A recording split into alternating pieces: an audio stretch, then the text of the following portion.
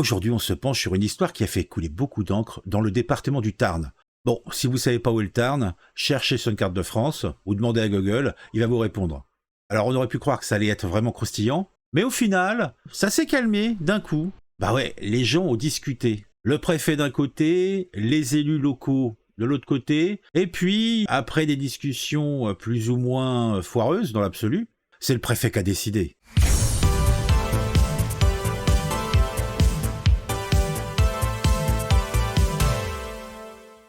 Pour revenir à l'origine de l'histoire, figurez-vous qu'une cinquantaine de demandeurs d'asile devaient être hébergés dans le Real Montais. Mais après une réunion abracadabrantesque et consultation des maires du cru, le chef d'orchestre du coin, c'est-à-dire le préfet, a décidé de répartir tout ce petit monde dans tout le département. Bon, c'est évident que le feuilleton n'est pas fini. Au final, cependant, la contestation aura eu un effet positif, puisque le centre d'accueil pour demandeurs d'asile, qui devait s'installer dans le Real Montais, bah, il n'y en aura pas. Alors, où est-ce qu'ils vont crécher les 50 zouaves? De base, ils devraient rejoindre les 3 centres déjà existants qui sont situés à Albi, Mazamet et Montant. Mais vous savez comment c'est, il faut pimenter l'histoire, et les places, a priori, ne sont pas suffisantes. Vous remarquerez que c'est toujours dans des villes d'une certaine importance où ils arrivent à mettre leur CADA. Sinon, ça passe pas ou ça passe mal. Donc qu'est-ce qu'ils vont faire tes 50 zouaves? Puisque c'est acté, ils ne reviennent pas sur cette décision d'installer des bonhommes dans ce département qui a rien demandé. Alors comment ils vont faire pour répartir tout ce petit monde dans le département? Eh bien, c'est aux maires des communes de se présenter et de dire « Ah bah j'en prends un, j'en prends 2. Oh, mettez-moi-en donc bien 5. C'est pour une omelette. » Tout en sachant, nous le savons bien, que cela sera accompagné de menaces ou petits cadeaux. Les maires ont toujours besoin d'une petite aide de l'État pour un plan ou un autre. Et prendre pour cela 2-3 bonhommes, ça passera crème dans le paysage. Après, quid de l'intégration de ces gens-là? C'est une autre histoire. Donc le préfet lance un appel aux maires volontaires pour participer à cette grande distribution. Mais tout cela sera fait dans un esprit républicain, s'il vous plaît. Des réunions publiques seront même organisées pour en discuter. Ouais, bien sûr. C'est clair que ça va chauffer dans les communes, dans des communes de plus en plus petites d'ailleurs. Je vous raconte pas, bientôt, devant chaque habitation d'un maire, il y aura un quart de CRS. En tout cas, il y en a un qui est soulagé, c'est le maire de Réalmont, Henri Viola. Pour lui, de façon, depuis le début, c'était ça. Il fallait ventiler tout ce petit monde dans l'habitat diffus, au lieu de les concentrer dans une baraque, avec toute la visibilité, et donc le rejet que cela va provoquer. Alors, qui c'est qui était autour de la table avec le préfet? Alors, vous aviez un député RN, une collègue LFI, un collaborateur du député Renaissance, un sénateur Union centriste, une vice-présidente du conseil départemental et le président de la communauté des communes et le président de l'association des maires de Tarn. C'était évidemment un casting de rêve pour un drame qui est toujours en devenir. Mais si on s'est intéressé à ce sujet, puisque bon, qu'est-ce que c'est que 50 loustiques sur 50 ou 60 000 gars à répartir dans toutes les provinces françaises? Pas grand-chose. En tout cas, les élus de droite, les associations, avaient demandé l'autorisation d'organiser une petite manifestation samedi, c'est-à-dire aujourd'hui, à Réalmont. Et comme ils avaient peur, au niveau de la préfecture, des débordements, puisque au même moment, il y allait avoir, ça va sans dire, une manifestation d'extrême gauche en réaction, bah, obligatoirement débordement. Alors, pour assurer la sécurité, 80 gendarmes seront mobilisés dans le centre Tarn. On n'est jamais trop prudent.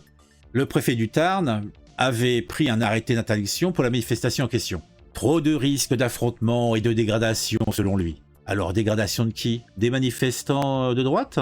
C'est bizarre, mais j'ai du mal à y croire. Alors c'est ça le truc amusant dans cette histoire. C'est que on va interdire une manifestation parce qu'il va y avoir des débordements liés à des personnes qui ne font pas partie de la manifestation ou alors qui réagissent à celle-ci. Il y a quelque chose qui me semble bizarre, je sais pas quoi. Ah, si, j'ai trouvé.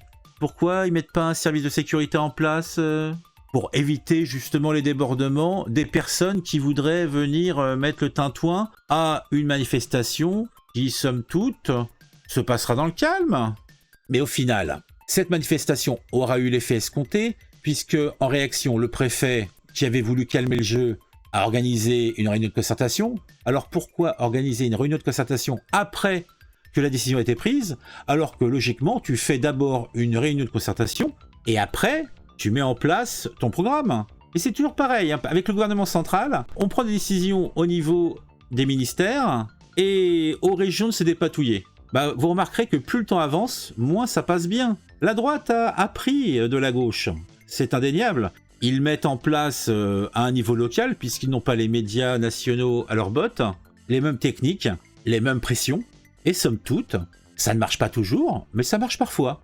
Et à défaut de changer quelque chose sur le fond, le gouvernement a décidé que 50 gars allaient être installés dans le coin, bah ils seront installés, hein. Mais au moins, on évite la concentration, on évite la facilité. Et objectivement, répartir ces énergumènes, c'est un moyen de leur proposer une solution d'intégration plus efficace. Mais au final, le dénouement n'est pas encore là. Il y aura des rebondissements, c'est évident, et il faut se dire que ce cas qui a été médiatisé n'est qu'un exemple de ce qui se passe dans chaque département de France actuellement. Le préfet François-Xavier Loche tient bon, il est droit dans ses bottes, il ne fait que logiquement appliquer les directives qui lui viennent de Paris. Dans tous les cas de figure, lui, il n'a pas changé depuis le début, il réaffirme sa volonté d'ouvrir ses 50 places supplémentaires dans le département, et il va les ouvrir, quoi qu'il arrive. Là-dessus, il n'y a aucune ambiguïté. La voix des élus locaux n'a absolument aucune importance. Les maires, les députés, ils s'en tapent, c'est pas son problème. Donc là encore, c'est à la rue de manifester. C'est à la rue de faire pression, puisque les élus, leurs élus, les élus représentant ces populations ne sont pas écoutés. Bon, je crois qu'on en a pratiquement fini avec cette histoire incroyable qui secoue le Tarn. Restez connectés, car on ne sait jamais comment ces rebondissements vont se terminer. En tout cas, on se retrouve très très bientôt pour une nouvelle vidéo sur un sujet qui m'aura intéressé et qui vous intéressera aussi. On met un commentaire pour dire ce que vous pensez de tout ça. Alors, vous le remarquerez ou vous le remarquerez pas, mais à l'intérieur de la vidéo, j'ai mis quelques tweets, en tout cas au moins un, d'élus qui se félicitent de l'abandon du projet du CADA. Et ce qu'on constate, c'est que c'est une droite unie au niveau local qui travaille. Les différenciations LR, RN, Reconquête et compagnie n'ont pas vraiment de sens localement.